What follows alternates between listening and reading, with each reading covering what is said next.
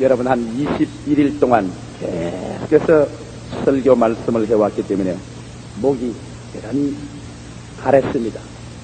오늘 아침에 제 목이 고르지 못한 것을 용서해 주시기 바랍니다.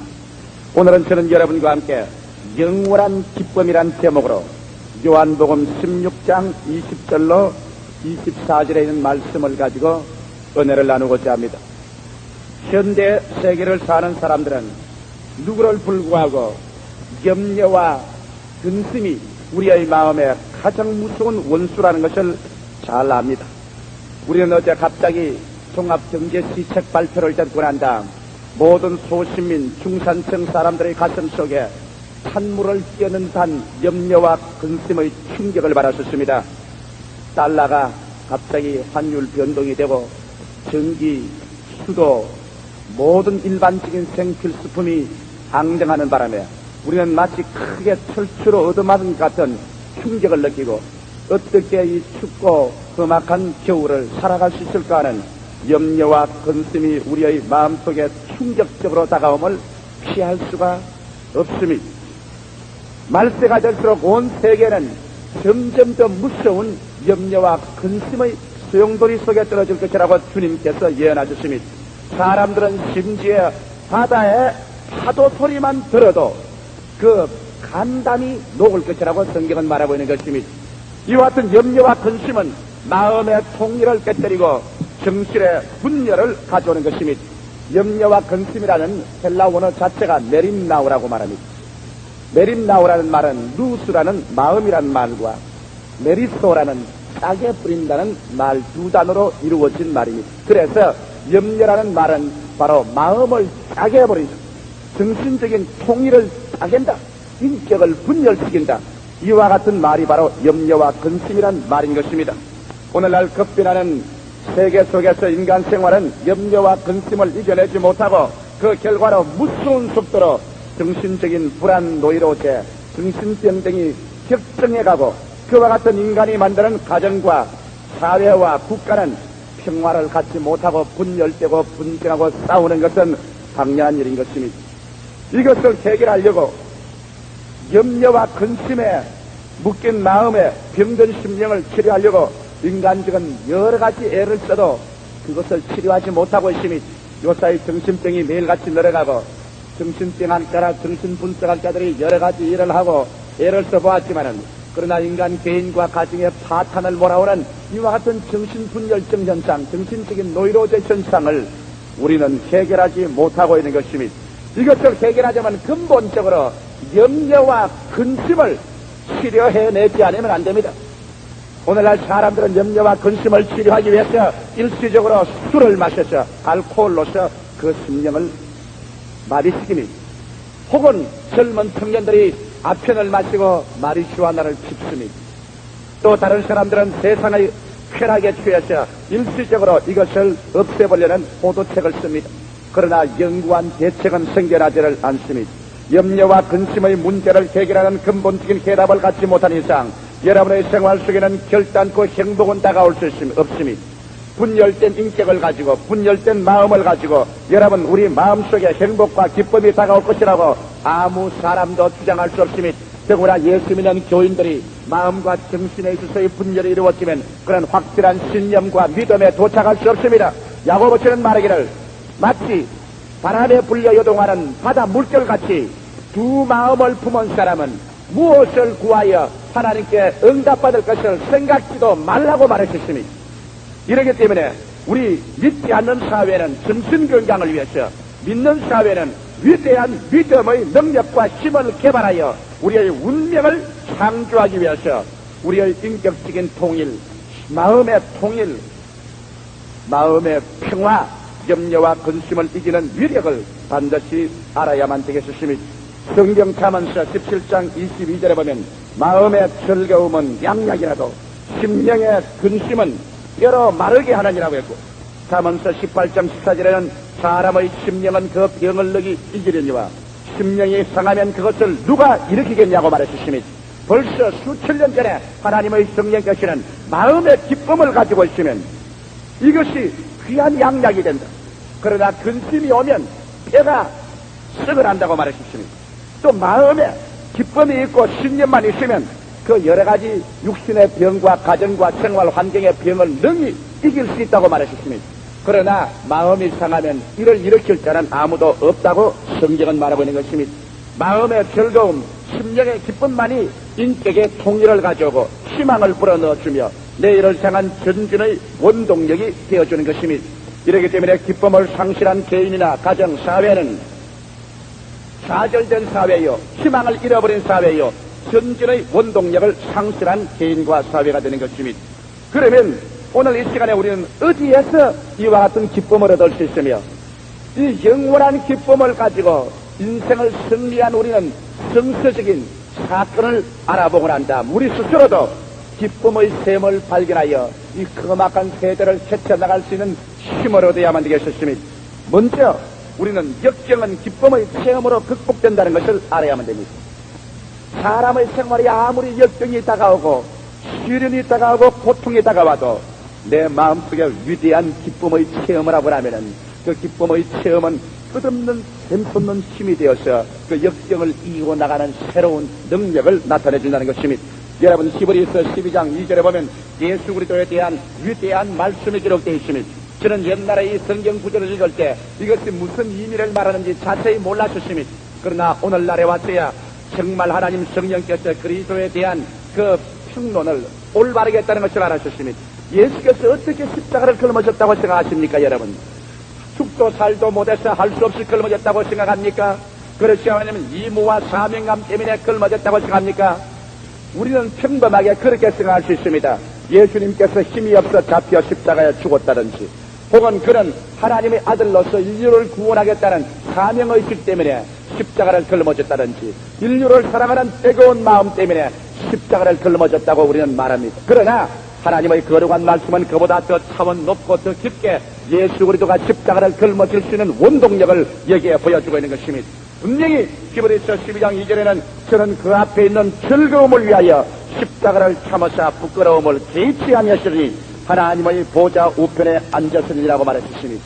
이 성경 말씀은 여러분 예수께서 그 십자가에 걸머치고 가시관 쓰시고 양성과 양발의 대못을 박히시고 모든 수치와 곤욕을 다 당하시고 상을 받아 심장이 찢어져 물과 피를 쏟아 그 육신의 생명을 쳐버릴 수 있는 것은 그 앞에 있는 즐거움 때문에 그렇게 했다고 말한 것입니다. 예수 그리스도의 마음속에 솟아오르는 즐거움, 그 기쁨의 체험, 이것이 그로 하여금 어떠한 고난도 어떠한 수치와 곤욕도 이겨낼 수 있는 위대한 위력을 그의 속에 부어주었다는 것입니다. 이러기 때문에 여러분 사람들이 기쁨을 얻기를 원한다는 것은 단순한 것이 아닙니다. 인간은 기쁨이 없으면 그는 살 수 없습니다. 위대한 일을 하는 사람일수록 그 영혼 속에 더 기쁨의 깊은 엑스타시를 체험한 사람인 것입니다. 기쁨의 엑스타시, 그 황홀경을 체험해보지 못한 사람은 위대한 일을 해보지 못한 사람인 것입니다. 그 사람 속에 더 놀라운 에너지가 개발되고 더 무서운 박력이 생기고 박진력이 있었다면 그 사람은 다른 사람보다도 더 깊이 그 인생에서 기쁨을 맛보고 체험한 사람인 것입니다. 이러기 때문에 예수 그리스도는 그 깊은 영광의 기쁨을 체험했기 때문에 그런 능히 십자가의 고통과 그 수치를 걸머질 수가 있었다는 것입니다.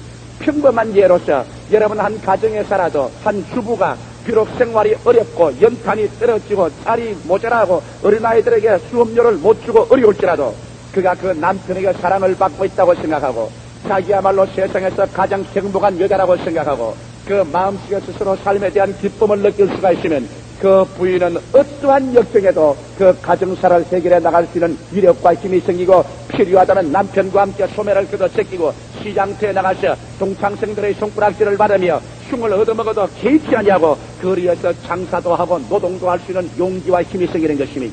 이 기쁨이라는 것은 인생을 새로 창조하는 위대한 셈의 근원이 된다는 것을 잊지 말아야 되는 것입니다. 사람이 옷만 입고 밥만 먹고 그저 가정생활만 하면 산다고 생각하는 것은 오늘날 인간의 가장 저차원의 낮은 생활을 하는 사람들인 것입니다. 사람이 아무리 아름다운 환경을 정비해 놓아도 그들의 마음속에 기쁨이 없으면 그것은 지옥이 되고 마는 것입니다. 아무리 환경이 처절하고 어려운 환경에 있다고 할지라도 역경이 솟구쳐 온다고 할지라도 그 마음속에 영원한 기쁨이 넘쳐나면 그러한 것은 아랑 곳 없이 짓밟고 새로운 창조를 가져올 수 있는 힘이 생겨난다는 것을 여러분 잊지 말아야 됩니다.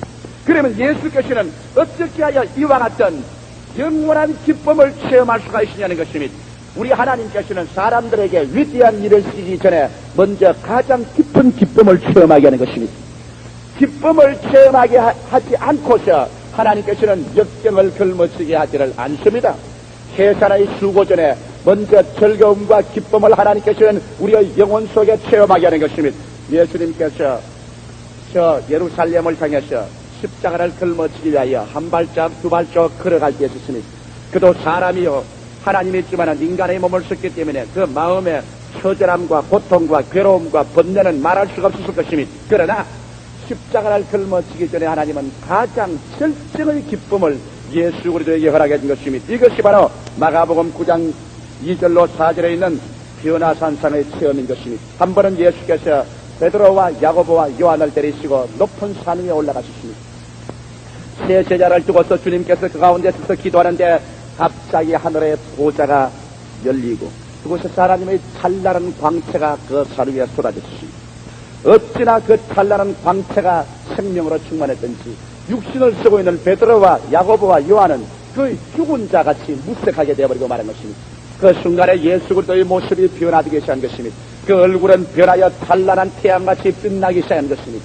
그리고 예수 그리스도의 옷이 얼마나 빛나든지 어떠한 세탁자가 아무리 빨래해도 그렇게 희게 할 수 없을 정도로 옷이 흰빛을 발했습니다. 그리고 예수 그리스도의 몸에 영광이 충만하고 만왕의 왕이요 만주의 주로서의 그의 모습이 뚜렷해졌습니다. 그러고 난 다음 보니 예수 그리스도의 주위에 모세와 엘리야가 나타나서 그리스도를 보좌하고 예수께서 십자가에 죽었다가 부활하실 것을 낱낱이 보고하고 있습니다. 그러고 난 다음에는 하늘에서 하늘의 음성이 나서 가르기를 이는 내 사랑하는 자요 내 기뻐하는 아들이니 이 말을 들으라는 하나님의 음성이 들렸습니다. 예수 그리스도는 변화산상의 체험을 통해서 그런 하나님께서 끝까지 같이 계신다는 위대한 보증을 얻으셨으며 보란 후에 얻을 말할 수 없는 찬란한 영광을 이미 미리 맛보게 해주심으로 말미암아 그 영광의 스릴, 그 영광의 감격, 그 영원한 만왕의 왕 만주의 주로서의 그 영화로움, 이것을 예수 그리스도에게 십자가 전에 변화산상에서 미리 체험해 주게 하심으로 말미암아 그 큰 기쁨의 체험이 그 다음 변화산에서 내려와서 능히 칼보리 십자가를 향하여 조금도 요동하지 않고 눈하나 깜짝하지 않고 걸어갈 수 있는 용기와 결단과 힘을 제공해 주었던 것입니다. 예수님께서 변화산상의 그 기쁨의 체험이 없었던들 칼보리 십자가의 그 무거운 짐은 걸머질 수가 없었을런지 모릅니다.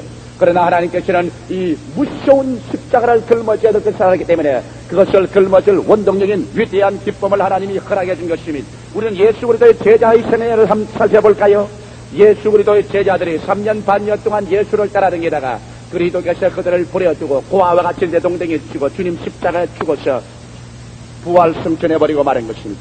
그리스도를 잃어버린 제자들은 허공 중에서 모든 인생이 사라지는 것을 보았습니다. 그들의 모든 일생이 허탈에 빠지고 말한 것입니다. 십자가 못 박힌 그 6월절로부터 저 오순절 날이 다가올 50일까지는 인류 역사상에 제자들의 가슴 속에 가장 침통하고 어둡고 절망적인 구름이 짓눌렀습니다. 그들은 예수 그리스도에 대한 소망이 끊어지고 일생에 대한 환멸이 다가와 벽에 부딪히고 말한 것입니다. 그런데도 시시각각으로 로마 사람과 유대인들에게 생명의 위협을 받았습니다. 가족들에게 지탄을 받고 고향으로 돌아갈 수 없으며 친구들에게 조소를 받고 인간으로서 쓰레기 더미가 되어버리고 말한 것입니다. 제자들은 정말 내가 설 땅은 어디냐 처참하게 부러질 수밖에 없는 그러한 통곡할 수밖에 없는 처지였습니다.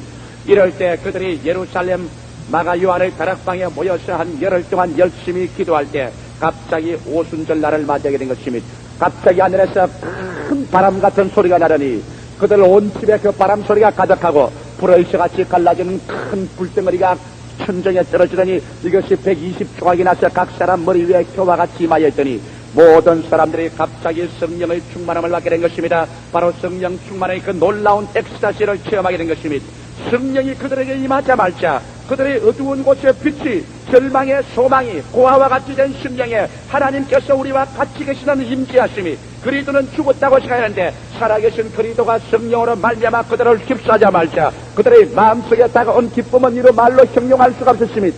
제자들의 마음속에 성령이 임하자마자 너무나 기쁘고 너무나 즐거워서 그 기쁨이 용솟음 치자 말자 그들은 모든 핍박을 두려워하지 않게 된 것이며 그들은 로마도 두려워하지 않고 유대인도 두려워하지 않았으며 친구의 조소도 가족들의 배반도 두려워하지 않고 그들의 목숨을 버리는 것도 무서워하지 않았습니다. 잠시 전까지 다락방에서 문고리를 채우고 움츠려 앉았던 그들이 이 기쁨의 놀라운 황홀경인 엑스타시를 체험하고 성신의 충만함이 그들 속에 하나님이 같이 계신 임재하심과 천국의 확실함을 깨닫게 해주자 말자 일제히 일어나서 그들은 방문을 박차고 나가 바깥에 섰습니다. 그리고 모든 사람에게 외쳤으시며 너희가 십자가에 못 박여 죽인 그를 하나님께서 살리시사 그를 주와 그리스도로 삼으신다니라. 그래서 너희 보고 듣는 이것을 부어주시나니라. 너희가 각각 회개하여 주 예수 그리스도를 믿고 세례를 받고 죄사함을 받으라. 그리하면 너희들에게도 이와 같은 동일한 선물을 주실 것이다. 이와 같은 담대한 외침이 온 예루살렘 시가지를 누비쳐 갔었으니 세 조그마한 여자 앞에서도 그리스도를 세 번이나 부인했던 베드로가 어디에 그렇게 담대하셔 그 많은 사람 앞에 담대한 설교를 하고 그 3,4천 명의 군중들을 이끌어서 예수 앞에 굴복을 시키고 회개를 시키는 그런 기적적인 역사를 할 수가 있었으니 이것은 여러분 다른 것이 아닙니다. 그들의 영혼 속에 성령이 임하심으로 말미암아 충격적으로 체험한 그 깊은 황홀감, 그 깊은 기쁨, 이 기쁨이 샘솟자 그들은 모든 역경을 이길 수 있는 위대한 힘이 그들 속에 솟구쳐 올라왔던 것이니 그러므로 오늘날 세계 문제의 해답은 사람들의 마음속에 영원한 기쁨을 갖다 주는 것이 그 해답인 것입니다. 오늘의 가정적인 문제의 해답도 영원한 기쁨을 가정에 가져오는 것입니다. 오늘 부부간의 문제의 해답도 영원한 기쁨을 가져오는 것이 그 문제의 해답인 것입니다. 기쁨이 사라지면 인생은 사라집니다. 기쁨이 사라지면 가정은 파괴됩니다. 기쁨이 사라지면 부부간에 법적으로 맺어서 한 가정의 가정생활하고 있지만 그런 거짓부리요 위선적인 삶에 불과하게 되어버리고 마는 것입니다. 여러분 기쁨이 없는 사회와 국가는 언제나 분열되고 파괴되고 싸우는 세계로 변화되어버리고 마는 것입니다. 이렇기 때문에 우리 인간들에게 지금 가장 필요한 것은 그 영원한 기쁨, 그 깊이 우러나오고 빼앗길 수 없고 사라지지 않은 기쁨, 이것이 우리에게 필요한 것입니다. 예수께서도 인간에게 기쁨이 이처럼 중요한 것을 알았기 때문에 그가 십자가를 걸머질 때 제자들에게 오단불 땅 한마디기 집 한 채 남겨놓지 않았지만은 그리스도가 말하기를 내가 너희에게 기쁨을 주노니 내가 주는 기쁨은 세상이 주는 것과 같지 않다고 말하셨으니 그리스도는 제자들에게 기쁨을 선물로 주고 가셨으니 왜 예수께서 흔하게 다른 것 줄 수 있는데도 불구하고 기쁨을 주고 갔을까요? 사람들이 기쁨만 가지고 있으면 시베리아 벌판도 개척할 수 있는 것입니다.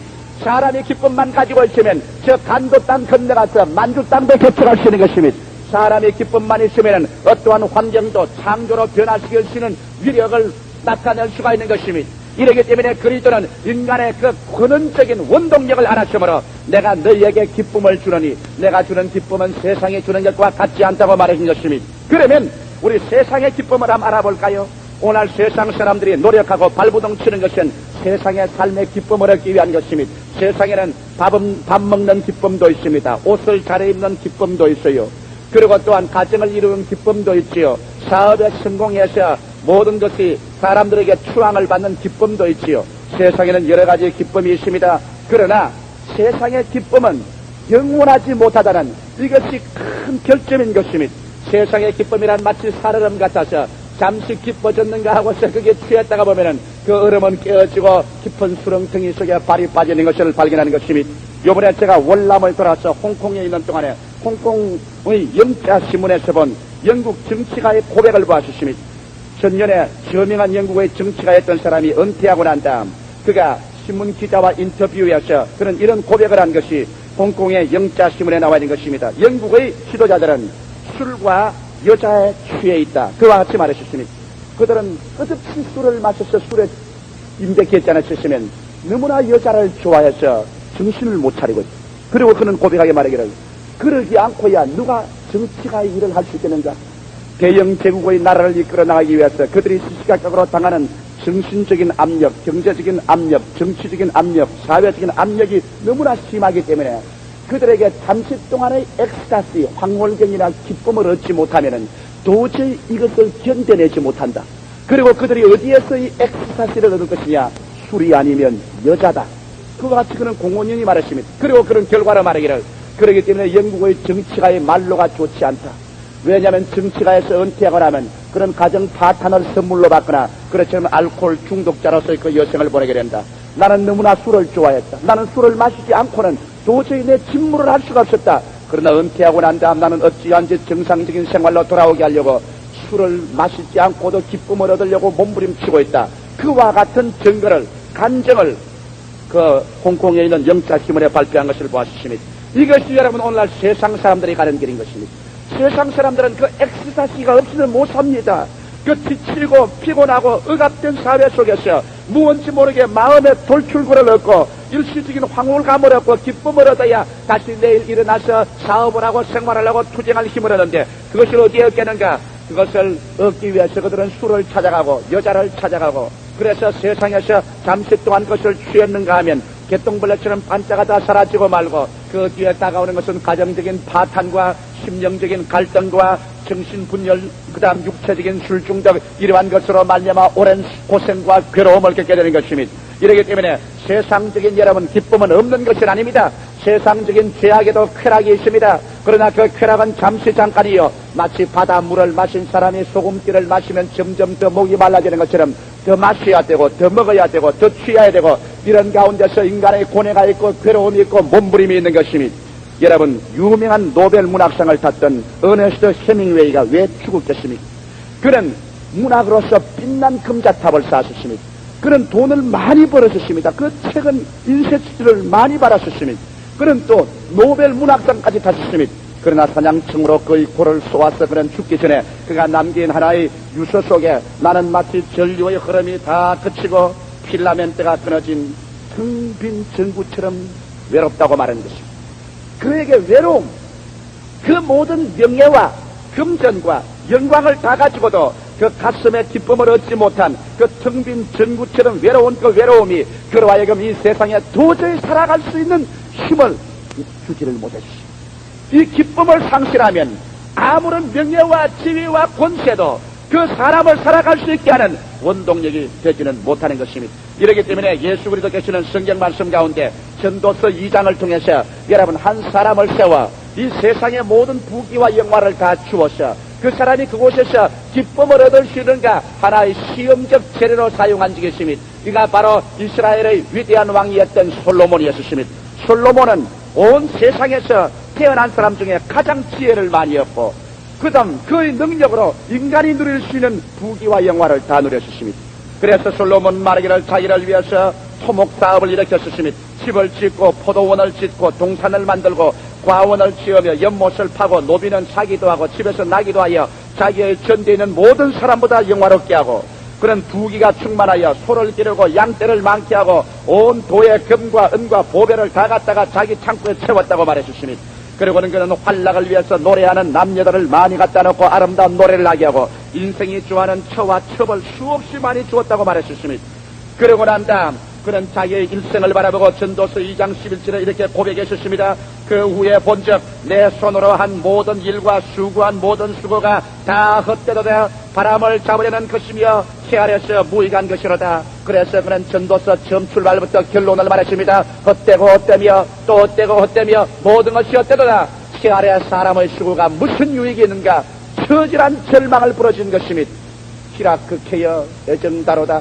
희락이 극하면 극할수록 그 뒤에 다가오는 슬픔은 더 깊은 것입니다. 오늘날 세상의 기쁨이란 그 뒤에 더 많은 슬픔을 가져오며 세상의 희락이란 그의 정비례에서 더 깊은 공허를 가져오는 것이 오늘 세상의 인정지도만 아니라 여기 성서상에 있었어요. 바로 솔로몬이 체험한 깊은 체험이었던 것입니다. 그렇기 때문에 세상에는 기쁨이 없는 것은 아닙니다. 그러나 세상의 찰나적인 기쁨 뒤에는 더 무서운 공허와 처절한 절망이 소용돌이 치고 있다는 이것에 우리 모든 사람들은 몸서리치고 몸부림치지 아니할 수가 없는 것입니다. 그러면 오늘 저는 여러분에게 영원한 기쁨의 처소를 제공해 드리겠습니다. 이 영원한 기쁨을 가진 위에 영원한 기쁨의 셈이 솟아나는 그 위에 우리는 세상에 밥 먹는 기쁨, 옷 입는 기쁨, 부부의 사랑의 기쁨, 가정의 기쁨, 생활의 기쁨을 첨가되면 이것은 금상첨화가 되는 것이옵시다. 할렐루야. 기쁜 것 위에 더 기쁘니 삶이 즐거움으로 살지 않겠습니까? 일생을 살아서 여러분 무엇이 가진 가치 있게 살았다고 생각합니까? 여러분께서 정말 인생을 살 때 죽음의 그 순간에 후회 없이 기쁨을 가지고 나는 즐거움으로 인생을 살았다. 나는 인생을 충만하고 만족스럽게 살았다. 후회할 것이 하나도 없다. 이렇게 죽을 수 있다면 그 사람은 행복한 사람인 것입니다. 이 세상의 모든 것을 다 누리고도 항상 염려와 불안과 공포와 불평을 가지고 살았다면 그 사람은 인생을 휴지통 속에 던져버리고 살은 인생에 불과한 것입니다. 그러면 어느 곳에 가서 우리는 영원한 기쁨을 얻을 수가 있을 것입니까? 나는 여기에 네 가지 조건을 여러분에게 제공하겠습니다. 첫째로 우리가 영원한 기쁨, 빼앗길 수 없는 기쁨을 얻는 데는 중생의 기쁨이 있어야만 되는 것입니다. 잃었다가 다시 얻고 죽었다가 다시 사는 체험, 바로 이것이 중생의 체험인 것입니다. 니고데모라는 사람이 모든 종교적, 철학적인, 문학적인 소양이 있었지만 그 마음속에 기쁨이 없어 밤중에 예수를 찾아갔습니다. 당신은 하늘에서 온 선생인 줄 아나이다. 주께서 당장 말하기를 내가 진실로 내게 이르니 사람이 거듭나지 아니하면 하늘나라를 볼 수 없느니라. 하늘나라란 바로 기쁨인 것입니다. 그때 니고데모가 말하기를 내가 나이 이래 늙었는데 어머니 뱃속에 들어갔다가 다시 나와야 됩니까? 아니라 사람이 물과 성령으로 거듭나지 아니하고는 하늘나라에 들어갈 수 없다고 예수께서 말한 것입니다. 물은 바로 하나님 말씀과 회개를 말하는 것입니다. 우리가 하나님 말씀을 듣고 회개하여 그리스도를 구주로 모시면 하나님의 성령이 와서 우리를 거듭나게 해주시는 것입니다. 여러분, 우리가 거듭나면 어떠한 변화가 다가옵니까? 신분상의 변화가 다가오는 것입니다. 우리는 죄인에서 용서받은 의인이 되고 세상의 마귀의 자식에서 하나님의 자녀가 되고 삶의 목표가 분명해지고 삶의 가치가 뚜렷해지기 때문에 내가 어디에서 와서 무엇 때문에 살며 어디로 가는가 이것을 분명히 알게 되는 것입니다. 사람이 자기의 좌표를 상실하고 행복을 누릴 수가 없습니다. 옛날에 장항에서 어떤 처녀한 사람이 자동차 사고가 나서 기억상실증에 걸려 자기 주소와 이름과 번지수와 부모의 이름을 읽고 신문 광고 낸 것이 지금 기억납니다. 누구든지 나를 아시는 분은 나를 찾아주십시오. 여러분, 자기를 잃어버린 사람치고 행복을 누릴 사람이 있습니까? 모든 과거를 다 잃어버리고 모든 현재를 다 잃어버리고 미래를 잃어버린 식물성 인간에 대해 앉아있어서 그 사람이 기쁨을 얻을 수 있겠습니까? 오늘날 너무나 많은 사람들이 내일 죽을 것이니 오늘 먹고 마시자 이래서 정신없이 발부둥을 칩니다. 그러나 사람은 자기의 위치를 분명히 발견할 때 비로소 기뻐질 수 있는 바탕이 이루어지는 것입니다. 어디서 왔는가? 무엇 때문에 사는가? 어디로 가는가? 이것이 분명해야 길을 잘못 들어가도 그 목표를 도로 수정해서 올바른 방향을 잡을 수가 있는 것입니다. 오늘날 예수 그리스도를 구주로 모시고 그 십자가의 보배로운 피로 죄사함을 받고 성령으로 거듭나서 나는 아담의 후예 죄인이요 나는 예수의 피로 구원받고 현재는 하나님을 섬기며 살다가 나의 가는 길은 새하늘과 새 땅과 새 예루살렘과 영생이라는 그 목표가 분명히 설정될 때 비로소 여러분께서는 영원한 기쁨을 얻을 수 있는 바탕이 이루어지는 것입니다. 둘째로 여러분께서 기쁨을 느끼기 위해서는 성령의 충만한 엑스타시를 체험해야 하는 것입니다. 우리가 예수를 믿고 중생하여 하나님 백성이 되고 난 다음 성신의 충만한 체험이 와야 우리의 영혼 속에 불어서 예수 믿는 깊은 황홀감이 우리의 심령을 점령하게 되는 것입니다. 이 말씀을 통하여 날이 가고 달이 갈수록 하나님에 대한 사랑이 내 마음을 넘쳐나는 것을 느낍니다. 오늘 고장로님께서 기도하실 때 하나님 좋으신 하나님이라고 말했는데 나는 성경 말씀을 읽을 때마다 우리 하나님은 좋은 하나님인 것을 느끼는 것입니다. 너무나 좋은 하나님, 좋은 하나님께서 나쁜 것 줄 수 없습니다. 좋은 하나님께서 나쁜 일을 도모할 수가 없습니다. 우리는 좋은 하나님의 백성들인 것입니다. 좋은 하나님께서 말씀하기를 도적이 오는 것은 도적질하고 죽이고 멸망시키는 것뿐이요 내가 온 것은 양으로 생명을 얻게 하되 더 풍성히 얻게 하려 왔다고 말하는 것입니다. 좋은 하나님께서 말씀하기를 사랑하는 자여 내 영혼이 잘됨같이 내가 범사에 잘되며 강건하기를 간구한다고 말하셨습니다. 나는 이 좋은 하나님께서 어떻게 나의 미래를 설계하는지 나는 계산할 수 없습니다. 조물한 머리로 계산할 수 없습니다. 그러나 나의 하나님이 좋은 하나님이요 날 위하여 십자가에 피를 흘려 살찌고 몸찢어 주신 하나님이시라 하기 때문에 나는 아무것도 모르지만 영과 마음과 몸과 생활과 미래를 온통 그 하나님의 발 앞에 내어 던져버리고 주여 나는 믿습니다고 맡겨버리고 마는 것입니다. 성경 말씀 로마서 8장 28절은 말하기를 하나님을 사랑하는 자 곧 그 뜻대로 부르심을 입은 자들에게는 모든 일이 합력하여 선을 이룬다고 말하는 것입니다. 그렇기 때문에 나는 기쁨을 가질 수가 있습니다. 좋은 일을 만나면 좋아서 기뻐합니다. 그러나 역경과 환난과 어려움과 괴로운 일을 당하면 이것조차 주님께서 변화시켜서 합동하여 유익을 이룰 것을 알기 때문에 또한 기뻐합니다. 환경을 보고 기뻐하는 것이 아니라 나는 하나님을 보고 기뻐합니다. 왜? 모든 환경은 하나님 손에 놓여있기 때문에, 우리 하나님께서 모든 것을 변천시킬 수 있을 줄 알기 때문에 역경의 환경을 바라보지 아니하고 환경을 지배하는 그 위대한 하나님을 바라보게 될 때, 그 얼굴에 찬란히 빛나는 웃음과 그 사랑을 바라보게 될 때 마음에 두려움이 없이 그 하나님의 손잡고서 할렐루야 기뻐할 수가 있는 것입니다. 그렇기 때문에 좋을 때도 기쁘고 안 좋을 때도 즐거워할 수가 있는 것입니다. 이것은 바로 하나님 말씀을 통한 영원한 기쁨인 것입니다. 넷째로, 여러분이 가지는 기쁨은 죽음의 기쁨을 가질 수 있어야 그 사람 영혼의 기쁨인 것입니다. 오늘날 세상 사람들은 죽음에 대한 것을 생각하지 않으려고 합니다. 죽음은 다른 사람에게만 일어나고 내게는 일어나지 않으려고 생각하려고 합니다. 나만치 많은 죽음의 장면을 바라본 사람 없고 죽어가는 사람 곁에 앉은 사람이 별로 없을 줄 압니다만, 모든 사람들이 죽음의 그 순간까지 나는 죽는다는 것을 받아들이려고 하지 않습니다. 나는 죽지 않는다. 내가 왜 죽어? 내 친구들은 죽었을지라도 내가 왜 죽는단 말이냐? 왜 하나님께서 나를 죽인단 말이냐? 그럴 수가 없어. 사람들은 마지막 최후의 순간까지 죽음과 반항하며 죽음에 휩든 공포의 눈을 부릅뜨고서 살려고 발버둥을 칩니다. 여러분, 그것이 얼마나 큰 비극적이고 불행인지 모릅니다. 여러분, 우리가 때가 오면 죽음의 기쁨을 체험할 수 있어야 되는 것입니다. 누가 죽음의 기쁨을 체험할 수 있습니까? 예수 믿는 사람 이외에 죽음의 기쁨을 체험할 사람이 누가 있는 것입니까? 여러분, 예수께서 말씀하기를 요한복음 14장에 너희는 마음에 근심하지 말라. 하나님을 믿으니 또 나를 믿어라. 내 아버지 집에 있을 곳이 많도다. 그렇지 않으면 너희에게 일렀으리라. 내가 너희를 위하여 처소를 예비하러 가노니 가서 너희를 위하여 처소를 예비하면 내가 다시 와서 나 있는 곳에 너희도 함께 있게 하리라고 말씀한 것입니다. 이 예수께서 우리 앞서 죽으셨다가 앞서 부활하사 승천하고 성령을 보내심으로 그 말이 거짓되지 아니함을 확실히 증거하는 것입니다. 그리고 바울 선생은 말하기를, 만일 땅에는 우리 장막집이 무너지면 손으로 짓지 아니한 영원한 집이 우리에게 있는 줄 안즉 내가 차라리 이 몸을 떠나 그리스도와 함께 있을 욕망을 가진 것이 더 좋다고 말한 것입니다. 베드로는 말하기를, 내가 이 장막집을 떠나 그리스도에게 갈 날이 가까워왔다고 말한 것입니다. 이러기 때문에 예수 믿는 사람들에게는 죽음은 바로 영광의 문인 것입니다. 죽음을 통하여 육신의 장막집을 벗어버리고 영광의 문을 통하여 들어가면 거기에는 계시록적인 영원한 세계가 증가되는 것입니다. 눈물과 근심과 탄식과 고통과 이별이 없는 것, 만물을 새롭게 한 하나님의 품속에서 그 사랑으로 말미암아 이 땅에서 사는 것보다 더 뚜렷이 살아서 영원한 세계 속에서 주와 함께 누리는 궁극적인 평화와 기쁨의 세계가 전파되는 것입니다. 우리는 이것을 지금 믿음으로 받아들이고 성령의 확증을 마음에 받고 있기 때문에 죽음의 기쁨이 우리에게 다가와 있는 것입니다. 궁극적으로 언제 죽어도 나는 슬프지 않다는 것입니다. 여러분, 저는 비행기 여행을 많이 하는 사람입니다. 끝없이 비행기 여행을 해야 됩니다. 안 하려고 해도 제가 죽을 병에 들었을 때 날 살려주면 5대양 6대주로 다니며 복음 증거했다고 서약한 것이죠. 나만침 집을 떠나기를 원하지 않은 사람은 없을 것입니다. 저만침 고독을 싫어하는 사람이 없습니다. 나는 혼자 있기를 좋아하지 않습니다. 그리고 집 떠나기를 대단히 싫어하지만은 그러나 하나님은 계속해서 보냅니다. 몇 년만 하더라도 정월 17일 날 제가 미국을 떠나면 2월달 보름 동안을 스톡홀m의 필라델피아 교회에서 스웨덴에서 집회를 해야 됩니다.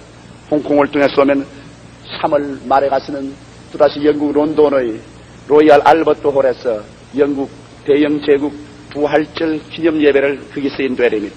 거기서 또 뉴욕을 통해서 구라파 미국에는 우리 교회를 돌봐주고 와야 됩니다. 8월에는 세일론에 가서 거기에 총회를 인도해야 됩니다. 10월에는 카나다에 가서 카나다 선교회를 인도해야 됩니다. 그 다음 남아프리카에 갔다 와야 됩니다. 가기가 싫습니다. 비행기 스케줄을 짤 때마다 내 마음속에 생각합니다. 이번 비행기 스케줄을 짜고 난 다음 내가 다시 돌아오지 못할지 모르겠다. 저는 언제나 비행기를 탈 때 가기 전에 우리 집사람을 보고 애들을 한 번 다시 봅니다. 왜? 내가 이번 출발하는 길이 다시는 이 지상에서 당신들을 마지막 부른지 모르겠습니다. 왜? 인간이란 아무것도 보증할 수 없습니다. 요사이같이 사고가 많이 나고 어려움이 많이 나는 것은 무엇을 보증할 수 있단 말인 것입니까? 그러나 언제나 비행기 위에 타고 망망한 대양을 나갈 때 내 마음속에 큰 기쁨을 나는 음미합니다. 왜? 언제나 난 나보고 말합니다. 나는 준비되어 있다. 지금 떨어지더라도 준비되어 있다. 지금 가더라도 나는 아무 미련이 없다. 나는 주님 믿고 잘 살았고 하나님 섬기며 잘 살았고 내가 가더라도 가족들 주님이 돌봐 주실 것이고 나는 하나님 나라에 내 처소가 준비되어 있으니 무서울 게 뭔가. 살아있으면 주의 일 할 것이요, 가면 하나님 앞에 갈 것이요, 살아도 좋고 죽어도 좋고 이렇게 좋은 기회 세상에 어디 있습니까? 이거 아무런 두려움이 없습니다. 편안합니다. 기쁩니다. 왜? 죽음의 기쁨이 있다는 것. 이것이 영원한 기쁨의 바탕을 잡습니다. 이러기 때문에 환난이나 공고나 적신이나 위협이나 기근이냐 칼이냐 이 모든 일에 우리를 사랑하는 이로 말미암아 넉넉히긴 아니라 이와 같은 영원한 기쁨이 여러분의 영혼 속에 용수섬치게 될 때 비로소 여러분은 요동치 않는 창조적인 생명력을 가지게 되는 것입니다. 중생의 기쁨, 성령 충만의 황홀감, 하나님의 말씀의 기쁨, 죽음의 기쁨을 우리가 소유하고 나갈 때 비로소 그 다음에 세상에 살면서 출세하는 기쁨은 더 기뻐지고, 좋은 집을 산 기쁨은 더 기뻐지고, 좋은 음식과 좋은 옷을 먹는 기쁨은 더 감사하고, 부부간의 인정이 있으면 더 기쁘고, 세상의 영광을 얻으면 더 영화스럽고, 영원한 기쁨의 바탕 위에 얻는 기쁨이야말로 더욱 기뻐지고 더욱 영화로워지고 더욱 찬란해지고, 이와 같이 기쁨의 분량이 많으면 많을수록 그 사람은 더 충실하게 인생을 살게 되고, 더 창조적이 되고, 더 승리하게 되고, 더 물을 유로 만들 수 있고, 더 역경을 극복할 수 있는 위력이 그 속에서 생겨나는 것입니다. 이러기 때문에 예수 믿는 사람들이 머리가 되고 꼴이 되지 않고 위에 있고 아래 내려가지 않고 남에게 구워줄 줄 알고 꾸지 않는다. 이러기 때문에 예수 믿는 서구 문명이 동양보다 훨씬 후진적이지만 그러나 진취적으로 태양을 정복하고 공중을 정복하고 로켓들을 쏘아서 달에 올라가고 하는 진취적인 창조적인 모험적인 일을 할 수 있는 것은 그 사람들이 우리보다 더 깊은 기쁨을 가지고 있었다는 것입니다. 더 약동하는 기쁨을 그리스도의 신앙 가운데서 가지고 있었다는 것입니다. 이러기 때문에 사랑하는 성도 여러분, 오늘날 예수 그리스도의 믿는 사람들을 어느 곳에 백사장에 갖다 놓아도 이 기쁨을 가진 사람 갖다 놓으면 모든 주위 환경을 누르고 일어나서 창조하고 건설하는 이유는 그 속에 말할 수 없는 기쁨을 가지고 있다는 것입니다. 기쁨은 수원지와 같은 것입니다. 수원지가 마르면 모든 농사는 다 실패하고 마는 것입니다. 이와 같이 마음의 기쁨의 샘을 잃어버리면 삶의 농사는 모두 실패하고 마는 것입니다.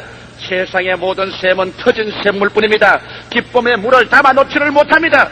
오직 영원한 기쁨의 샘은 갈보리 십자가의 예수님을 통하여 아버지의 품에 안길 때 그 속에서 터져나오고 영원히 넘칠거리며 충만히 넘쳐나오는 생명의 기쁨이 여러분의 것이 될 수가 있습니다. 다 같이 고개 숙이시기 바랍니다. 한 사람도 움직이지 마시고 여러분 고요히 고개 숙이시기 바랍니다. 우리는 울면서도 한평생, 웃으면서도 한평생 살아갑니다. 이 세상에 태어났다는 것은 던져 주어진 운명적인 사실입니다. 이것을 부인할 수는 없습니다. 여러분과 내가 다 인생을 살아가면서 어떠한 사람은 슬픔 가운데 파괴적이고 패배적인 인생을 살고, 다른 사람은 똑같은 세계 가운데 큰 기쁨으로 역경을 변화시키며 창조하며 생산하며 진취적으로 사는 사람도 있습니다. 이러한 기쁨은 예수 그리스도를 구주로 모시고 아버지의 품에 안긴 영원한 기쁨의 샘을 얻기 전에는 이러한 기적은 일어나지 않습니다. 세상의 기쁨은 터지는 물에 담기는 물이요, 잠시 있다 다 스며가 버리고 마른 모래사장밖에 남는 것이 없습니다. 오늘 여러분은 영원한 기쁨을 가지고 있습니까? 금세 안심 내세 복락. 이 기쁨은 여러분 현세에서 영원한 운명까지 연결되는 기쁨인 것입니다. 아직 예수를 구주로 믿지 않고 구원받지 않은 사람은 이와 같은 기쁨을 갖고 있지 못합니다. 이와 같은 기쁨을 갖고 있지 못한 사람은 인생을 살 때 그만큼 충실하게 살지 못한 사람이 되고 마는 것입니다. 인생은 얼마나 깊이 느끼며 체험하며 기쁨을 맛보며 살았는가, 이것이 여러분의 승패를 결정하는 것입니다. 아직 나는 예수를 믿지 않습니다. 나는 잘못 믿어서 타락했습니다. 오늘 돌아와서 참 기쁨의 샘을 얻고 승리하기를 원합니다 하시는 분은 제가 기도해드리겠습니다. 그런 사람은 이 자리에 고요히 일어나 주시기 바랍니다. 나는 아직 예수를 믿지 않습니다. 그러나 오늘 처음 예수를 믿기를 원합니다. 믿다가 타락했으나 돌아오기를 원합니다. 예수를 구주로 모시고 세상에 얻지 못한 기쁨의 샘을 얻고 구원을 받고 나도 승리의 생활을 살기를 원합니다. 날 위해서 기도해 주십시오 하시는 분은 그 자리에서 결단을 내리십시오. 그런 사람에 의해서 제가 기도해 드리겠습니다. 오늘 이 시간에 하나님께서 부르시면 여러분 대답하십시오. 이 길만이 참으로 잘 사는 길입니다. 제가 오늘 여러분께 전하는 것은 종교도 아니요 철학도 아닙니다. 인생을 참으로 사는 길인 것입니다. 오늘 여러분이 내린 이 결단은 영원히 여러분에게 위대한 선물이 되실 것입니다. 일어나신 여러분은 가슴에 손을 얹어 주시기 바랍니다. 우리 생명의 근원 되시는 그리스도 앞으로 제가 인도해 드리겠습니다. 제가 여러분 기도하는 이 기도를 여러분 소리내어서 따라해 주시면 이 기도는 여러분이 그리스도와 새로운 언약과 계약 속에 들어가는 기도가 되는 것입니다. 사랑하시는 예수님, 저는 방랑자였었습니다. 어디서 와서 무엇 때문에 살며 어디로 가는지 알지 못하고 내려왔습니다.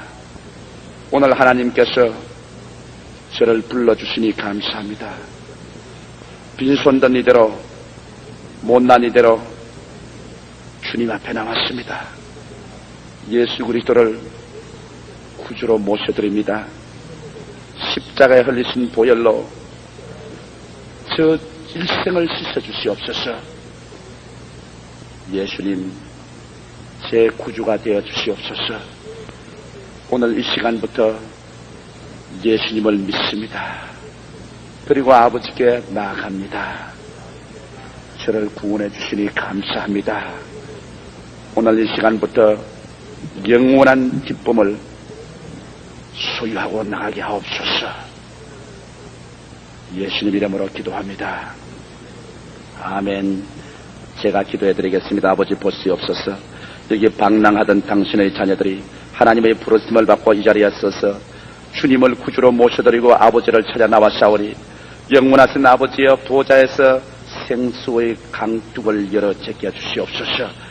저들의 마음속에 성령으로 말미암은 중생의 기쁨, 성령 충만의 기쁨, 말씀의 기쁨, 죽음의 기쁨, 이 모든 하늘나라의 근원적인 기쁨이 솟구쳐 올라오게 하여 주시옵소서. 구원의 기적이 저들의 심령에 충만하게 도와주시옵시고 하늘의 영광이 저들을 채워지게 하여 주시옵소서. 오 아버지, 이 기쁨을 가지고 살게 도와주시고 이 즐거움을 가지고 승리하게 하여 주시옵소서. 예수 그리스도 이름으로 축원하고 기도하옵나이다.